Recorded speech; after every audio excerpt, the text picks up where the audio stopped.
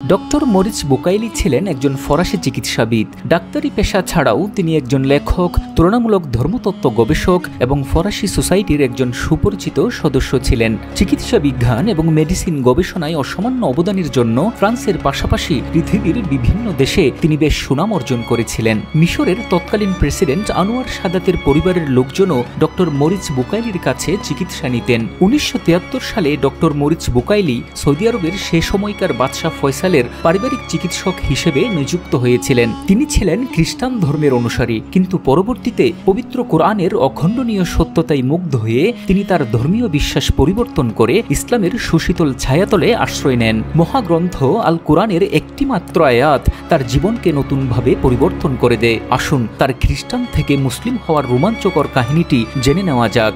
80 দশকের শেষ ভাগ। ফ্রাঁসোয়া মিত্রা ছিলেন ফ্রান্সের তৎকালীন প্রেসিডেন্ট। ফ্রান্সের পক্ষ থেকে মিশরের কাছে অনুরোধ জানানো হলো প্রত্নতাত্ত্বিক গবেষণার জন্য তারা ফেরাউনের মমিকে ফ্রান্সে নিতে চান। সে সময়কার মিশরের সরকার ফ্রান্সের এই অনুরোধ গ্রহণ করলেন এবং ফেরাউনের মমিকে ফ্রান্সে নেওয়ার জন্য সম্মতি জ্ঞাপন করলেন। রাজধানী কায়রো থেকে ফেরাউনের মমি নিয়ে যাত্রা শুরু হলো।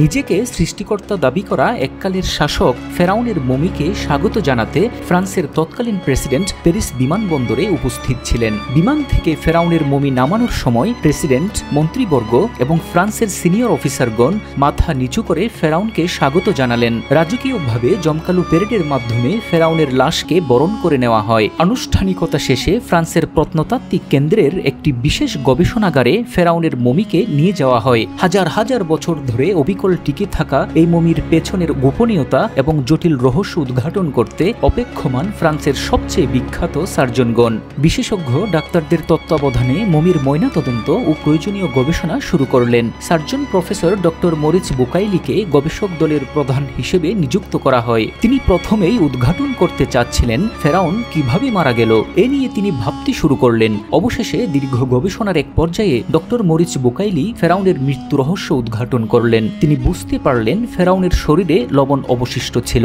আর ফেরাউন যে পানিতে ডুবে মারা গিয়েছিল এটা তার পক্ষে সবচেয়ে বড় প্রমাণ। পানিতে ডুবে যাওয়ার পরপরই ফেরাউনের লাশ সমুদ্র থেকে তুলে আনা হয়েছিল এবং এরপর লাশটি সংরক্ষণ করার জন্য দ্রুত মমি করা হয়। যদিও তার মনে একটি প্রশ্ন, কিভাবে ফেরাউনের মমি অন্য সব মমিদের তুলনায় সম্পূর্ণরূপে ভিন্ন? এতটা অরক্ষিত অবস্থায় এটি কিভাবে টিকে থাকলো? যদিও বা এই লাশ সমুদ্রের লবণাক্ত পানি থেকে তোলা হয়েছে, যুক্তি অনুসারে কোনো বস্তু আর্দ্র অবস্থায় থাকলে ব্যাকটেরিয়া ওই বস্তুকে দ্রুত ধ্বংস করে দিতে পারে, কারণ আর্দ্র পরিবেশে ব্যাকটেরিয়া দ্রুত বংশবৃদ্ধি করে। গবেষণার একটি পর্যায়ে doctor Morris Bucaille final report তৈরি করলেন, যাতে তিনি উল্লেখ করলেন এটি একটি নতুন আবিষ্কার। ইতিমধ্যেই তিনি তার এক কলিগের মাধ্যমে জানতে পারলেন ফেরাউনের ডুবে যাওয়া এবং তার লাশ সংরক্ষণের ব্যাপারে মুসলমানদের ধর্মীয় গ্রন্থ আল কোরআনে বর্ণিত হয়েছে। কথাটি শুনে ডক্টর মরিস বুকাইলি হতবাক হয়ে গেলেন। তিনি বলেন, এটি কিভাবে সম্ভব? সবেমাত্র সেদিন 1881 সালে এই মমি পাওয়া গিয়েছে, আর পবিত্র কোরআন অবতীর্ণ হয়েছে আজ থেকে 1400 বছর আগে। আরবের লোকজন প্রাচীন মিশরীয়দের মমি করার পদ্ধতি জানতই না, আমরাই তো এটা জানলাম কেবল কয়েক দশক আগে। তার কৌতূহল আরো বাড়তে লাগলো। তিনি নিজেকে প্রশ্ন করলেন, এই মমি যার, সেই ফেরাউনই কি হযরত মুসা আলাইহিস সালামের পিছু নিয়েছিল? এটা কি ধারণা করা যায় মুহাম্মদ সাল্লাল্লাহু আলাইহি ওয়াসাল্লাম 1400 বছর আগেই এটা সম্পর্কে জানতেন? একের পর এক প্রশ্ন কোনোভাবেই তার পিছু ছাড়ছে না। প্রশ্নগুলোর উত্তর তাকে পেতেই হবে। তিনি এই বিষয়ে অন্যান্য ধর্মীয় গ্রন্থে যেসব বর্ণনা রয়েছে সেগুলোর অধ্যয়ন শুরু করলেন। তিনি তাওরাত সংগ্রহ করলেন এবং সেটা অধ্যয়ন করলেন। তাওরাতে লেখা রয়েছে, পানি আসলো এবং ফেরাউনের সৈন্য ও তাদের যানবাহনগুলোকে ঢেকে দিল। যারা সমুদ্রে ঢুকলো তাদের কেউই বাঁচতে পারল না। কিন্তু ডক্টর মরিস বুকাইলি এখনও তার অনেক প্রশ্নের সমাধান পেলেন না, কারণ তাওরাত গ্রন্থে ফেরাউনের লাশ সংরক্ষণের বিষয়ে কিছুই বলা নেই। তিনি এই বিষয়ে বাইবেলেও কিছুই পেলেন না। পরবর্তীতে তিনি একটি মুসলিম দেশে গিয়ে